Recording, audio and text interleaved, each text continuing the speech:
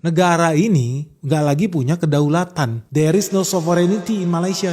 Mereka udah kumpulan budak, slave. Malaysia itu slave. Mereka dikit-dikit mau belok kiri nanya dulu sama majikan. Bos Donald Trump, boleh nggak Malaysia belok kiri? Kalau mau belok kanan nanya lagi, bos Donald Trump, Malaysia boleh nggak belok ke kanan? Betul-betul idiot nih. Ini betul-betul bodoh nih yang tanda tangan perjanjian ini. Tapi ya sudahlah, nasibnya bangsa Malaysia itu untuk menjadi bodoh itu adalah hak mereka. Jangan dihalang-halangi juga ya. Soalnya masih banyak lagi sih isi perjanjian trade deal Malaysia dan Donald Trump itu yang merugikan Malaysia. Contohnya apa? Yang keenam nih gue tambahin nih, gara-gara banyak orang yang setuju ya buat kita bikin video lanjutan. Makanya lu jangan skip video ini. Apa sih sebetulnya yang paling sadis ditandatanganin oleh Perdana Menteri Malaysia dan dia menggadaikan negaranya habis-habisan? Jangan di skip video ini, segera subscribe channel Benix dan share video ini ke teman kamu. So let's check this out.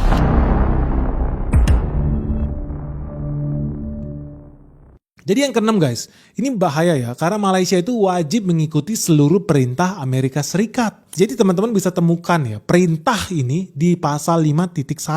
Jadi maksudnya 5.1 ini ya, kalau Amerika Serikat di kemudian hari ada perang dagang nih sama Filipina, Malaysia juga wajib ikut perang dagang dengan Filipina. Kalau Donald Trump nanti sore main golf ke Seleo dan dia bilang, wah ini gara-gara sepatu gue jelek nih made in Vietnam, gue mau perang dagang sama Vietnam, Malaysia juga wajib nih ikut perang dagang sama Vietnam, membela kepentingan Amerika Serikat. Kan ini bodoh banget. Bisa-bisanya Donald Trump keseleo gara-gara pakai sepatu made in Vietnam, dia berantem sama Vietnam, Malaysia juga harus ikut belain Amerika Serikat berantem sama Vietnam. Ini kan konyol banget. Makanya pasal 5.1 ini yang lu bisa lihat sumbernya di White House. Jadi gak ngadi-ngadi guys, ini gak ngasal-ngasal, ini ngomong pakai bukti. Lu bisa temukan juga di websitenya Gedung Putih, sampai mantan Menteri Perdagangan Malaysia aja menjerit guys, dia menangis-nangis nih. Karena dia melihat negaranya dijual. Ini menteri lu, pejabat Malaysia, mantan Menteri Perdagangan di Malaysia yang namanya Azmin Ali ternyata punya otak ya. Dia bilang apa? Salah satu hal yang paling mencederai Malaysia, one of the most damaging clause of the Malaysian US Reciprocal Trade Agreement, itu adalah salah satu pasal yang mewajibkan Malaysia untuk mengkopi segala tindak tanduk, segala sanksi, segala keputusan politik dagang Amerika Serikat yang dikenakan ke negara lain. Jadi dia harus copy apa yang dilakukan oleh Amerika Serikat. Amerika Serikat bilang A, Malaysia ikut A. Amerika bilang C, Malaysia wajib bilang C. Dan makanya gue setuju sama Azmin Ali ini ketika dia sampai berteriak, pejabat mantan menteri loh. Dia punya hati nurani nih. Dia sampai bilang, kalau Washington memutuskan untuk menyetop impor dari Cina atau Rusia, maka Malaysia wajib lakukan yang sama. Dan udah pasti itu akan merugikan perekonomian Malaysia. Dan ini betul-betul berbahaya, betul-betul merusak kedaulatan Malaysia. Karena pasal 5.1 ini mewajibkan Malaysia untuk memilih kubu. Malaysia gak bisa lagi netral. Padahal ya itu salah satu kekuatan Malaysia ya sampai Singapura ya. Mereka itu netral-netral aja. Ada perang Cina kek, ada perang Rusia kek, ada perang Timur Tengah kek, ada perang di Amerika kek.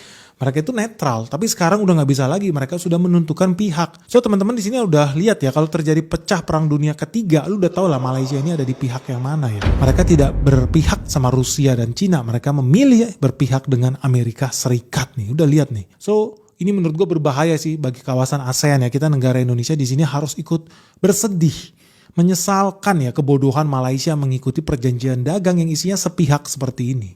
Tapi ya sudahlah, itulah nasib jadi rakyat Malaysia guys. Karena ada lagi yang lebih ngeri, yaitu yang ketujuh guys. Malaysia itu udah gak bebas lagi memilih mitra kerjasamanya. Nah 5.2 ini ngeri guys. Karena pasal 5.2 itu berisi larangan dagang, export control, sanction, investment security, yang intinya bahwa Malaysia itu udah gak bebas lagi berdagang dengan negara-negara atau pihak-pihak individu, perusahaan atau organisasi yang berada di dalam daftar sanksi buatan Departemen Perdagangan Amerika Serikat. Jadi lu bayangin, pemerintah Malaysia levelnya ada di bawah Departemen Perdagangan Amerika Serikat. Jadi mereka ini udah kayak karyawannya Amerika nih. Karena mereka harus tunduk dengan peraturan yang dibuat oleh Departemen Perdagangan Amerika Serikat. Not even menteri loh, not even presiden loh. Ini di bawah Departemen Perdagangan. Dan Malaysia sebagai negara budak itu juga wajib tunduk sama peraturan-peraturan yang dibuat oleh Kementerian Keuangan Amerika Serikat. US Department of Treasury. Jadi lu bisa bayangin ya, nggak ada kedaulatan Malaysia ini. Mereka itu jadi karyawan, jadi budaknya Departemen Perdagangan Amerika Serikat. Jadi bener-bener sadis ini Malaysia ini diperkosa guys. Mereka menjadi karyawan negara lain.